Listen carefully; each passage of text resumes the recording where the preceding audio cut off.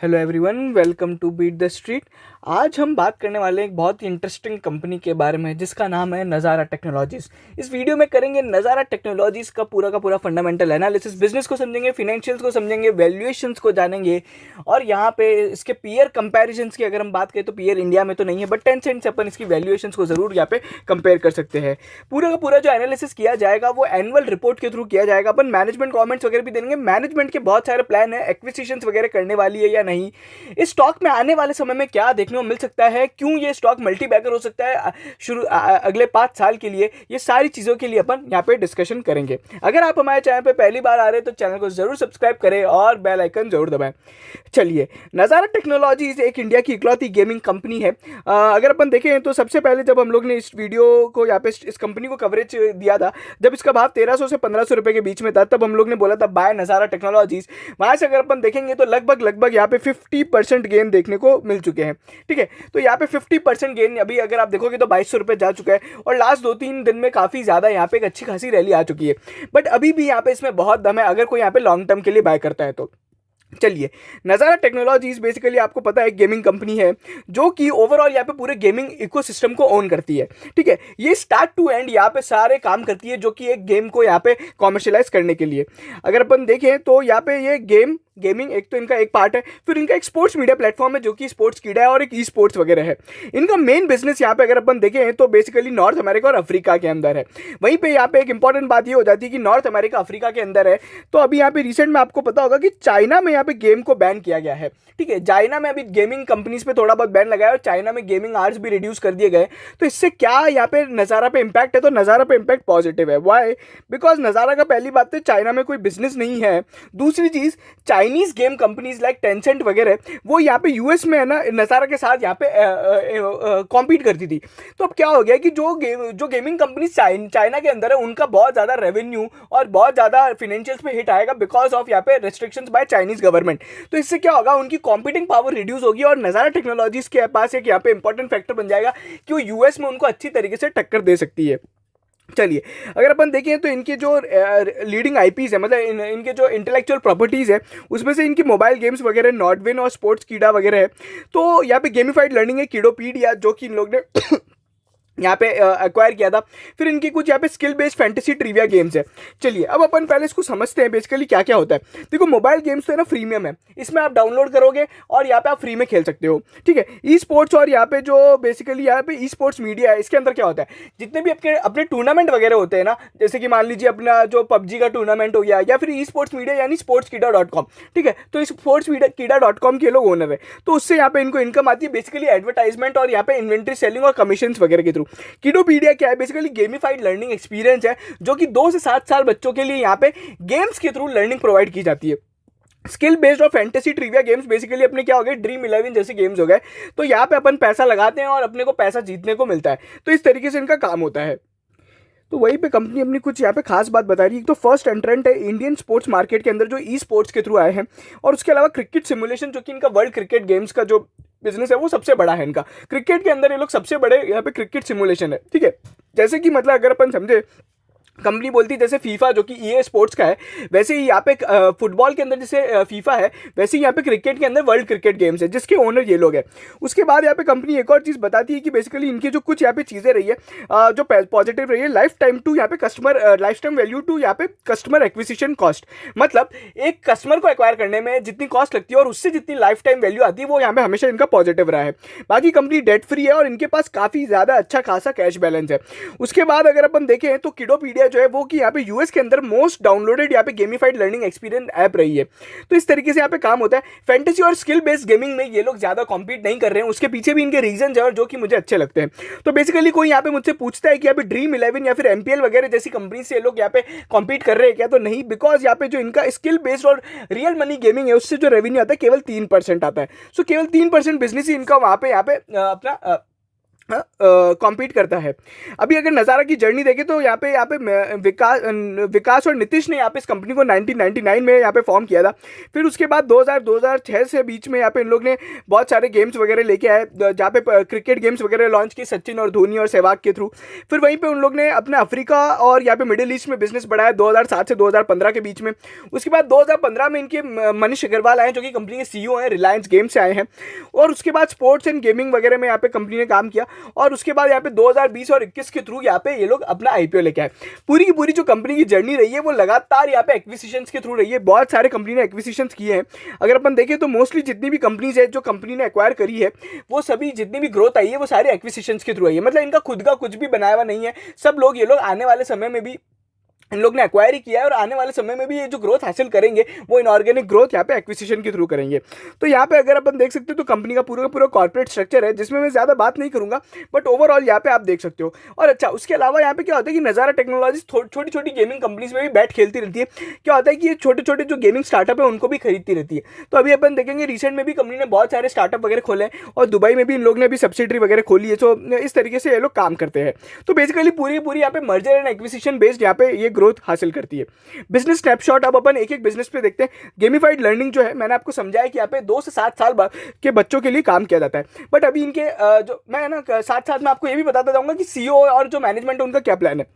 देखो, किडोपीडिया जो है ना वो इनका मोस्ट यहाँ पे 39% रेवेन्यू लेके आता है और सबसे ज्यादा यहाँ पे इनको फायदा इस किडोपीडिया से होता है। बट ये जो बिजनेस है, ये जो ऐप है, ये 2 से 7 साल वालों के लिए ही है। 7 से 12 साल या फिर 12 साल से 15 साल वालों के लिए इनके पास कुछ भी नहीं है। तो कंपनी का यहाँ पे बोलना है कि यहाँ पे जो हम लोग आने वाले समय में एक्विजिशन करेंगे तो गेमिफाइड लर्निंग ऐप लेके एक्वायर करेंगे ऐसी कंपनी को जो यहाँ पे 7 से 12 साल वाले सेगमेंट में या फिर 12 से 15 साल वाले में है। ठीक है, उसके बाद इनका जो रेवेन्यू मॉडल है कैसा है, सब्सक्रिप्शन बेस्ड है। देखिए यहाँ पे क्या होता है कि पेरेंट्स यहाँ पे अपने बच्चे के लिए यहाँ पे गेमिफाइड लर्निंग यहाँ पे खरीदते हैं और वो यहाँ पे इस तरीके से काम होता है। ठीक है, तो ये जो वाला बिजनेस है ये US बेस्ड बिजनेस है, जहाँ पे बहुत ज्यादा यहाँ पे इसमें लगभग 3.5 लाख कस्टमर्स इनसे जुड़े हुए हैं। फिर जो नॉर्डविन और ई स्पोर्ट्स कीडा वाला जो बिजनेस है, नॉर्डविन बेसिकली इनका ई स्पोर्ट्स है। ई स्पोर्ट्स में क्या होता है, टूर्नामेंट्स वगैरह होते हैं। अब इसके अंदर यहाँ पे रेवेन्यू कैसे कमाया जाता है, एक तो मीडिया राइट्स और ब्रांड स्पॉन्सरशिप। मान लीजिए अभी ई स्पोर्ट्स का इवेंट हो रहा है, लाइव हो रहा है, तो एक तो इनको हॉटस्टार पे अगर लाइव स्ट्रीम करवाना है हॉटस्टार को, वो तो उस तरीके से यहाँ पे हॉटस्टार इनको पैसे देगा। दूसरा यहाँ पे क्या होता है कि मान लीजिए ई स्पोर्ट्स का लाइव गेमिंग इवेंट चल रहा है, ई स्पोर्ट्स का, जैसे अपन देखते हैं IPL में DLF वगैरह या फिर पेप्सी वगैरह स्पॉन्सर करती है, तो वैसे ही यहाँ पे ई स्पोर्ट्स में भी यहाँ पे इनको है ना स्पॉन्सरशिप मिलती है।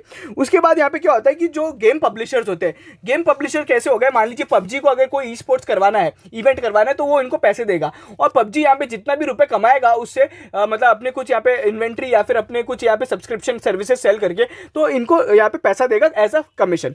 ठीक है, तो इस तरीके से काम होता है। और स्पोर्ट्स कीड़ा में भी क्या होता है, ये मीडिया साइट है जहाँ पे आप बहुत सारे तरह तरह की यहाँ पे बिजनेस स्पोर्ट्स रिलेटेड न्यूज आपको यहाँ पे मिलती रहेगी। फ्रीमियम बेसिकली क्या होता है, यहाँ पे ये जो गेम है ये 15 से 35 साल के लिए है। ठीक है, अब यहाँ पे क्या होता है, ये एकदम फ्री टू डाउनलोड गेम्स है। अब इसमें क्या होता है, इन ऐप परचेजेस और एडवर्टाइजमेंट। मतलब आप मान लीजिए कैंडी क्रश ले लो या फिर अपन ले लीजिए PUBG का एग्जांपल ले लीजिए। PUBG एक फ्रीमियम गेम है, PUBG को आप डाउनलोड कर सकते हो, फ्री में खेल सकते हो। बट PUBG में अगर आपको कोई भी गन वगैरह खरीदनी है तो वो इन ऐप परचेजेस में कहलाएगा। और हो सकता है बहुत बार जैसे अपन देखते हैं कैंडी क्रश वगैरह होता है, तो कैंडी क्रश में तरह तरह के एडवर्टाइजमेंट भी आता है, तो उस तरीके से यहाँ पे इनकी इनकम होती है। बट अभी अगर अपन देखें तो 37% ई स्पोर्ट्स से, 39% यहाँ पे गेमिफाइड लर्निंग से, 4% यहाँ पे प्रीमियम से आता है। उसके बाद टेल्को सब्सक्रिप्शन है। टेल्को सब्सक्रिप्शन में क्या होता है, जब भी आप यहाँ पे एयरटेल या फिर वोडाफोन या फिर जियो की सिम्स वगैरह लेते हैं तो बहुत सारे यहाँ पे साथ में गेम्स वगैरह भी आते हैं। तो वो क्या करती है, टेलीकॉम कंपनीज के साथ पार्टनरशिप कर रखा है इन लोग ने कुछ गेम्स के लिए, जहाँ पे ये लोग है ना उनको उनके जो सब्सक्राइबर्स हैं वो यहाँ पे इनके नज़ारा के गेम्स खेल सकते हैं। तो क्या होता है कि यहाँ पे जो टेलीकॉम ऑपरेटर्स वगैरह है इनको पैसे देते हैं। ठीक है, तो इंटरनेट की गेमिंग वगैरह के थ्रू होता है। फिर इनका जो स्किल बेस्ड और फैंटेसी प्रीविया गेम्स है, 3% रेवेन्यू आता है। ये बेसिकली वो वाला गेम है जो सट्टे बाजारी वाला होता है, जिसमें अपन ड्रीम 11 वाली जैसी कंपनी है। बट इसके अंदर क्या हो रहा है कि यहाँ पे कंपनी ज्यादा काम नहीं कर रही है बिकॉज ऑफ यहाँ पे रेगुलेटरी हर्डल्स। अगर अपन देखेंगे ड्रीम 11 लीगल है या नहीं है, इस पर अभी बहुत ज्यादा प्रॉब्लम चल रही है। बहुत सारी स्टेट में यहाँ पे है ना ये जो बेसिकली बैटिंग है और गैम्बलिंग है, इस पर बैन भी लगा रखा है। जैसे कि अगर अपन देखें तो आंध्र प्रदेश वगैरह है या फिर बहुत सारी ऐसी जगह है जहाँ पे अभी ये सब चीजें को अलाउ नहीं किया गया है। तो हाला प्ले और जो कुनामी करके है, ये इनके 3% रेवेन्यू को लेके आते हैं। बट कंपनी ने एक चीज बोली है, उनके जो CEO बोलते हैं कि हमारा जो यहाँ पे टारगेट है रियल मनी गेमिंग में नहीं है अभी, बट यहाँ पे कंपनी बोल रही है कि इस 3% रेवेन्यू को हम लोग यहाँ पे 9% ऑफ रेवेन्यू लेके जाएंगे, बिकॉज ऑफ यहाँ पे अपॉर्चुनिटी बहुत ज़्यादा डेवलप हो रही है। और यहाँ पे एक और चीज़ रहती है कि जब आप यहाँ पे गेम में पैसा जीत सकते हो तो आप यहाँ पे पैसा जरूर खरीद लगाओगे, ठीक है। तो यहाँ पे क्या बोल रही है कि कंपनी अब बोल रही है कि हम लोग एक कंपनी को एक्वायर करेंगे जो कि एक कैश पॉजिटिव हो, दूसरे यहाँ पे एबिटा भी पॉजिटिव हो और नेट प्रॉफिट जनरेट कर सके। तो हो सकता है कंपनी का आने वाले समय में एक एक्विजिशन अपने को यहाँ पे स्किल बेस्ड गेमिंग में भी दिखेगा, बट कंपनी यहाँ पे बहुत ज्यादा कॉशियस है बिकॉज ऑफ यहाँ पे रेगुलेटरी हर्डल्स के कारण, और रेगुलेटरी जो पॉलिसी है सरकार की वो अभी तक क्लियर नहीं है। उसके अलावा अगर अपन देखें अपॉर्चुनिटीज जो है गेमिंग सेक्टर के अंदर बहुत ज़्यादा अपॉर्चुनिटीज है इंडिया में। जिस तरीके से यहाँ पे मोबाइल गेमिंग यहाँ पे बढ़ती जा रही है, मोबाइल का कंजप्शन बढ़ता जा रहा है, तो आने वाले समय में क्या होगा कि गेमिंग एक as a source of entertainment हो जाएगा। जैसे कि अपन देखें पहले 2-3 साल पहले as a web series as a source of entertainment नहीं था, बट आज हो गया है। उसी तरीके से अपन यहाँ पे कंपनी ये भी बोलती है कि आने वाले समय में ऐसा होगा कि जैसे आज वेब सीरीज वगैरह काम कर रही है as a source of entertainment, थोड़े समय बाद यहाँ पे गेमिंग भी as a source of entertainment होगा, ठीक है। उसके अलावा बहुत ज़्यादा इंटरेस्टिंग ट्रेंड्स वगैरह जो कंपनी बताती है, जैसे कि अगर अपन देखें तो ग्लोबल जो गेमिंग इंडस्ट्री है उसने यहाँ पे जो ग्रोथ हासिल करी है, द ग्लोबल गेमिंग इंडस्ट्री इस यहाँ पे बोला गया है कि larger than music and movie industries, ठीक है। और वहीं पे जो ग्रोथ है वो 10% CAGR की ग्रोथ है, और इंडिया की जो गेमिंग इंडस्ट्री की ग्रोथ है वो काफ़ी अच्छी रही है, वो यहाँ पे बताया गया है। तो इंडिया की जो गेमिंग इंडस्ट्री की ग्रोथ है वो यहाँ पे किस तरीके से रही है, 20-30% CAGR ग्रोथ है। अभी अगर अपन देखिए कोई भी इंडस्ट्री इतनी तगड़ी ग्रोथ हासिल नहीं कर रही है कि 30% CAGR ग्रोथ, मतलब 2021 से लेके 2020 से लेके 2023 तक 30% CAGR ग्रोथ, मतलब बहुत ज्यादा हो गया, ठीक है। हर साल 30% की ग्रोथ रहेगी। उसके बाद अगर अपन देखें तो पर कैपिटा इनकम ग्रोथ भी यहाँ पे बढ़ती जा रही है, बिकॉज एक ये क्या है कि डिस्क्रिशनरी यहाँ पे सेगमेंट हो गया, ये कोई लोगों की जरूरत तो है नहीं गेमिंग खेलना, तो यहाँ पे जब इनकम बढ़ेगी तो ही यहाँ पे इन पे स्पेंड किया जाएगा। उसके बाद अलावा स्मार्टफोन यहाँ पे पेनिट्रेशन बढ़ता जा रहा है। जेन जेड और मिलेनियल पॉपुलेशन जो है बेसिकली जो अपनी वाली जनता है जो मतलब 18 से टीनेजर्स और जो 20 साल से 25 साल 30 साल के बीच में आते हैं, ये इंडिया में बहुत ज़्यादा बढ़ रहे हैं। तो these are the key factors जो कि यहाँ पे गेमिंग इंडस्ट्री के लिए पॉजिटिव है। उसके बाद कंपनी ने क्या बताया है, तो यहाँ पे कंपनी क्या बोल रही है मोटा मोटी, जैसा हम लोग ने चाइना में देखा गया है ना, वैसे के वैसे ही ग्रोथ यहाँ पे हम लोग यहाँ पे इंडिया में ग्रोथ आने वाले समय में देखेंगे।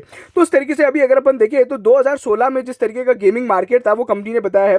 उसके बाद यहाँ पे जिस तरीके से चाइना में गेमिंग के अंदर ग्रोथ देखने को मिली है, उस तरीके से यहाँ पे हमें यहाँ पे इंडिया के अंदर भी देखने को मिलेगी। तो ये मोटा मोटी यहाँ पे हिसाब किताब है यहाँ पे अपना जो चाइना वर्सेज यहाँ पे इंडिया का।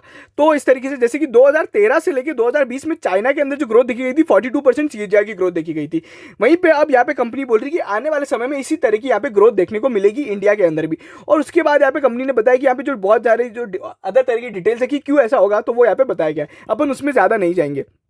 फिर अगर अपन देखें तो यहाँ पे जो तो कंपनी ने यहाँ पे कुछ और की फिगर्स दिए हैं, बेसिकली इनके कितने यूजर्स हैं और यहाँ पे एवरेज मंथली एक्टिव यूजर्स कितने हैं अगर अपन देखें तो वो यहाँ पे बताया। एवरेज अगर अपन देखें 56% यूजर बेस में भी ग्रोथ देखने मिली है। फिर यहाँ पे 80% मार्केट शेयर है बेसिकली ई स्पोर्ट्स के अंदर, वहीं पे 70% मार्केट शेयर है इनका क्रिकेट सिमुलेशन गेम्स के अंदर, मतलब क्रिकेट मतलब नज़ारा, ठीक है। उसी के अलावा यहाँ पे इनके पास काफ़ी अच्छा पोर्टफोलियो है, जैसे कि किडोपीडिया, WCC, उसके अलावा इस तरीके के यहाँ पे जो गेम्स है वो इनको यहाँ पे ड्राइव करते हैं। उसके बाद जो इनकी कैपिटल और वो जब फोकस रहा है वो बेसिकली कैश जनरेशन पर है लगातार। अभी देखिए तो कंपनी के बार बार एक ही कमेंट आ रहे हैं कि हम लोग EBITDA positive, net profit positive और कैश फ्लो पॉजिटिव वाली बिजनेस सेगमेंट्स या फिर कंपनीज पे ही फोकस करेंगे। तो उसके बाद अगर अपन देखें तो चेयरमैन का मैसेज है, चेयरमैन के मैसेज में भी घूम फिर के वही बातें बताई गई है कि गेमिंग इंडस्ट्री आने वाले समय बहुत ज़्यादा एक काफ़ी ज़्यादा हो सकती है। वहीं पे जो CEO हैं जो जॉइंट MD है वो क्या बोलते हैं कि इंडिया के लिए ये डिकेड ऑफ गेमिंग हो सकता है, जो अभी करंट डिकेड चल रहा है वो डिकेड ऑफ गेमिंग हो सकता है। फिर यहाँ पे बहुत सारी तरह तरह की डिटेल्स भी बताई गई है, बट ओवरऑल जो इनका वो है कि यहाँ पे वो कंपनी बहुत ज़्यादा पॉजिटिव है इंडस्ट्री पे। उसके बाद यहाँ पे कंपनी क्या बोल रही है कि एक 3 साल का बच्चा भी गेम खेलता है और एक 88 ईयर्स का आदमी भी गेम खेलता है। उसके अलावा कंपनी यहाँ पे एक नेटवर्क फॉर्म किया है, फ्रेंड्स ऑफ नज़ारा। यहाँ पे क्या होता है बेसिकली जितने भी छोटी छोटी स्टार्टअप कंपनीज होती है उनको ये लोग एक्वायर करते हैं, और वहाँ पे एक जो इनके पास हमेशा एक की एडवांटेज ये रहता है कि तो मेजॉरिटी स्टेक एक्वायर कर लेते हैं, तो ताकि फाउंडर को यहाँ पे बेसिकली यहाँ पे कैपिटल मिल जाए, बट फाउंडर के हाथ में ही उस कंपनी का कंट्रोल छोड़ दिया जाता है, ठीक है। तो उस तरीके से यहाँ पे जो काम होता है वो सब चीज़ें रहती है। बाकी कंपनी ने बोला कि कैश फ्लो ड्राइव बिजनेस हम लोग को यहाँ पे प्रॉफिटेबल रखना है। No debt on our books, company के पास कोई बुक नहीं है, मतलब कोई भी तरह की यहाँ पे डेप्ट वगैरह नहीं है, तो उस पर यहाँ पे कंपनी का फोकस रहा है। फिर वहीं पे यहाँ पे जो सीईओ का मैसेज है वो भी यहाँ पे बहुत ज़्यादा डिटेल्ड है, बट ओवरऑल यहाँ पे मैंने जो आपको सारी चीज़ें बताई है वो ही यहाँ पे है। ठीक है, तो इस तरीके का इनका ओवरऑल यहाँ पे रहा है, और सीईओ भी यहाँ पे जो बता रहे हैं वो सारी चीज़ें बहुत ज़्यादा पॉजिटिव है। ओवरऑल मैं आपको बोलूँगा कि इंडिया में गेमिंग पेनिट्रेशन अभी बहुत कम है, बहुत ही यहाँ पे अनमेच्योर फेज में है। तो ये जो इंडस्ट्री है बहुत ज़्यादा अभी ग्रोइंग फेज में जाने वाली है।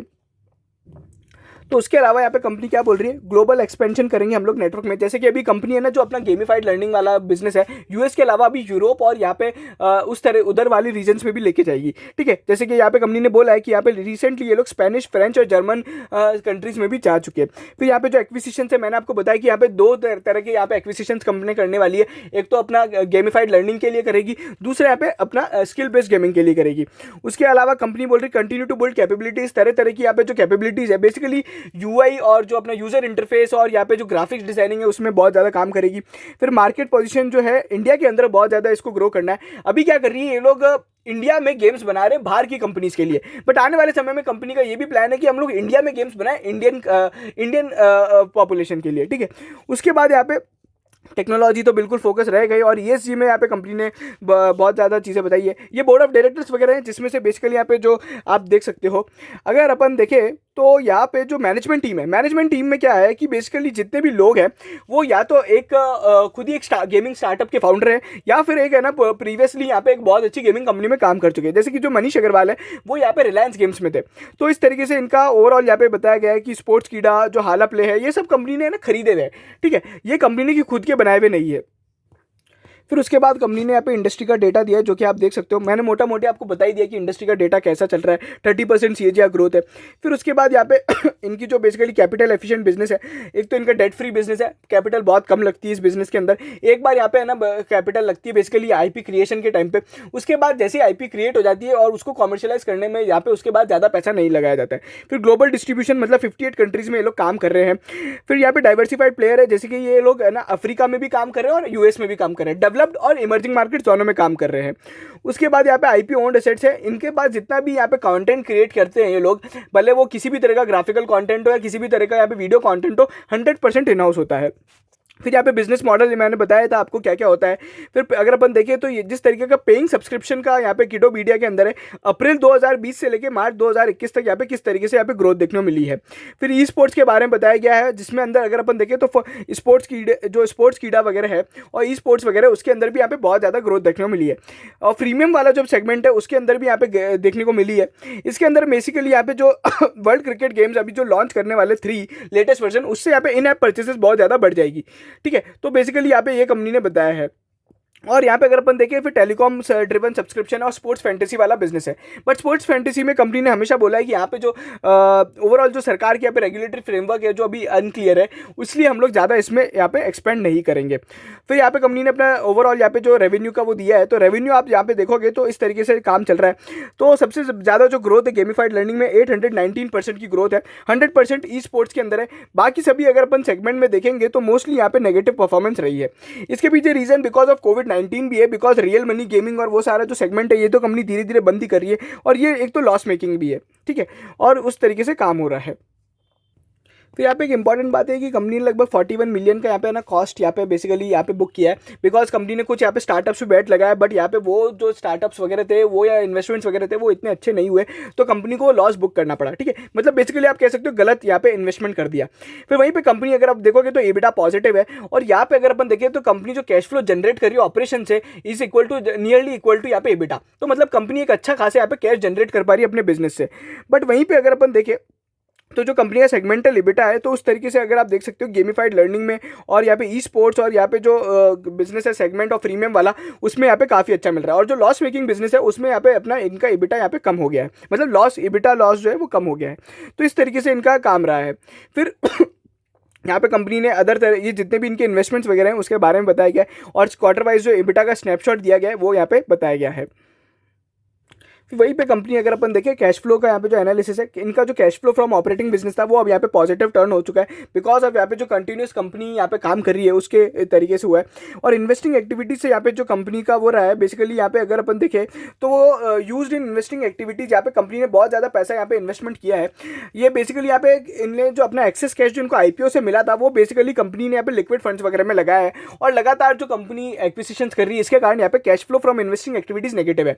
हमेशा ध्यान रखना चाहिए ग्रोइंग कंपनी में cash flow from investing activities negative ही होना चाहिए, और फाइनेंसिंग एक्टिविटीज से कंपनी का कैश फ्लो पॉजिटिव है, बिकॉज ऑफ यहाँ पे जो आईपीओ कंपनी ने किया था उसके कारण यहाँ पे कंपनी को बहुत ज़्यादा यहाँ पे कैश जनरेट हुआ। ठीक है, तो इस तरीके से काम है। और अभी अगर आप देखोगे तो इनका जो cash flow from cash and cash equivalent का बैलेंस है वो भी काफ़ी अच्छा है।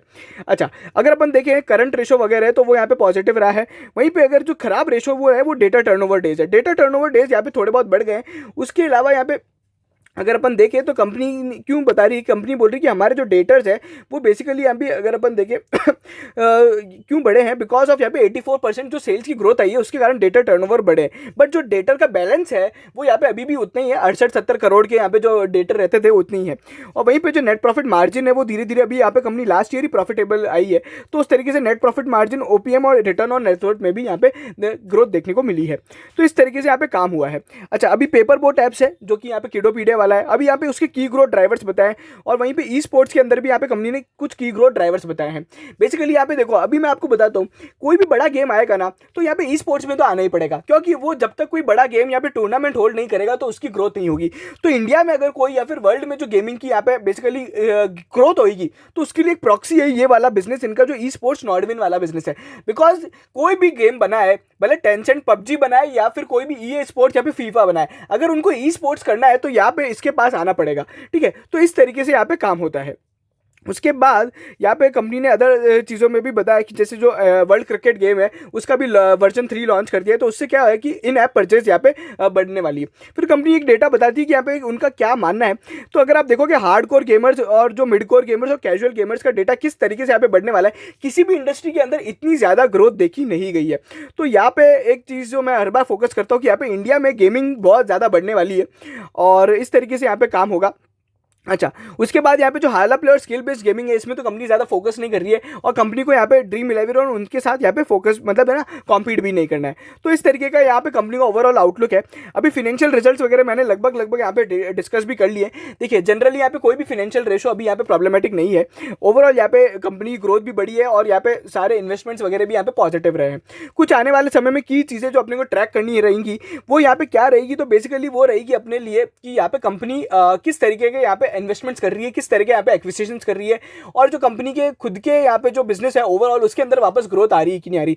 जैसे ही कंपनी बोल रही है कि 30% सीएजीआर ग्रोथ होगी, तो कंपनी को एटलीस्ट इतनी ग्रोथ तो यहाँ पे हासिल करनी पड़ेगी, एटलीस्ट यहाँ पे वाई बेसिस पे। तो ये यहाँ पे कुछ की थिंग्स रहेगी जो अपने को ट्रैक करनी है। बाकी इंडिया में अभी भी आपको पता है ये बहुत ज़्यादा अंडर पेनिट्रेटेड इंडस्ट्री है जहाँ पे एक मल्टी ईयर ग्रोथ देखने को मिल सकती है।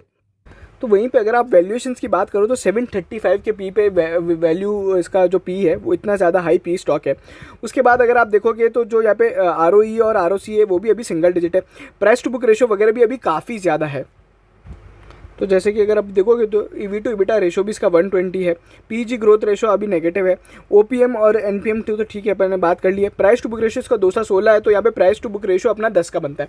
ओवरऑल वैल्यूएशंस तो काफ़ी ज़्यादा है, बट बीइंग यहाँ पे एक हाई ग्रोथ इंडस्ट्री है और हाई ग्रोथ कंपनी है, तो इसलिए यहाँ पे शुरू में आपको हर ग्रोथ कंपनी का पी तो हमेशा आपको हाई दिखने ही वाला है। इसका कोई इंडिया के अंदर यहाँ पे कोई भी तरह का यहाँ पे इसका पी मतलब पीयर नहीं है। ठीक है, टेंसेंट वगैरह है, और मैं आपको बता दूं अगर टेंसेंट से इसकी वैल्यूएशंस कंपेयर करें तो इसका टेंसेंट से वैल्यूएशंस बहुत ज़्यादा है। बट यहाँ पे इंडिया में अंडर पेनिट्रेशन है और इंडिया में टेंसेंट इतना ज़्यादा है नहीं। इंडिया में कोई भी गेमिंग कंपनी इतनी बड़ी नहीं है। अगर अपन देखें तो रियल मनी गेमिंग में ड्रीम 11 और एमपीएल वगैरह है, बट वो लोग एक अलग सेगमेंट में काम कर रही है और ये लोग बिल्कुल एक अलग सेगमेंट में काम कर रही है। ठीक है, और वहीं पर अगर अपन देखें तो यहाँ पे और क्या चीज़ें चल रही है, तो यहाँ पे शेयर होल्डिंग पैटर्न अगर अपन देखें तो यहाँ पे जो प्रमोटर्स का स्टेक है 20% है। वहीं पर अगर अपन देखें पब्लिक शेयर होल्डिंग, इसमें अगर आप देखोगे तो राकेश झुनझुनवाला भी है। एफआईआई की जो होल्डिंग्स है वो अभी यहाँ पे मार्च 21 से जून 21 में बहुत ज़्यादा कम हुई है, बट अगर अपन देखें तो स्टॉक में उतना ही ज़्यादा राइज भी देखने को मिला है। वहीं पे एफआईआई की जो होल्डिंग्स है वो अभी यहाँ पे लगभग यहाँ पे 2% से बढ़ गई है। अच्छा, अब यहाँ पे बात करें तो यहाँ पे टेक्निकल इंडिकेटर्स अगर अपन देखें तो अभी यहाँ पे 2560 का एक बहुत बड़ा रेजिस्टेंस है। उससे पहले जो एक रेजिस्टेंस है अभी 2200 रुपये तो चल रहा है, जैसे स्टॉक प्राइस 2150 के आसपास चल रहा है। जो एक और रेजिस्टेंस है बीच में वो बन रहा है 2350 रुपये का। तो ये रेजिस्टेंस बिल्कुल क्रॉस करने हैं। और अपने लिए जो अभी सपोर्ट है, सपोर्ट मैं आपको बताता हूँ तो 2000 रुपये का सपोर्ट है। अगर वो वहाँ से नीचे जाता है तो यहाँ पे प्रॉब्लम आ जाएगी। ठीक है, अभी थोड़ा बहुत यहाँ पे वॉल्यूम प्राइस एक्शन देखने को मिला है। अगर इस जोन में रहता है और यहाँ पे टिका रहता है तो अपन फर्दर यहाँ पे बाइंग करेंगे। बट अगर मुझसे कोई पूछता है कि यहाँ पे क्या एक अच्छी खासी बाइंग रेंज होगी, तो अगर किसी को स्टॉक 2000 रुपये के अंदर मिलता है तो लॉन्ग टर्म के लिए बाय कर सकता है। बाय करने का सबसे सही समय कब होगा? जब इंडिया में स्टॉक मार्केट 2-3% गिरता है, 200-300 पॉइंट जब भी यहाँ पे एक गिरावट देखने को मिलती है तब आप इसे बाय करें।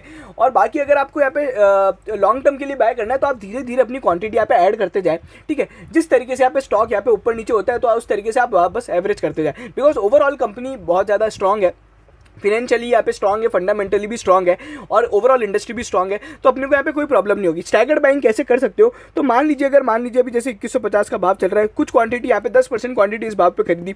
मान लीजिए अगर स्टॉक यहाँ पे 2050 या 2000 रुपये पे चला जाता है तो यहाँ पे थोड़ी बहुत क्वांटिटी और बाय करें। और वहीं पर अगर ऊपर उल्टा चलता है, मतलब यहाँ पे अपवर्ड डायरेक्शन में चलता है कि 2150 से 2250 हो गया, तो अपन धीरे धीरे क्वांटिटी और ऐड करके यहाँ पे अक्यूमुलेट करेंगे।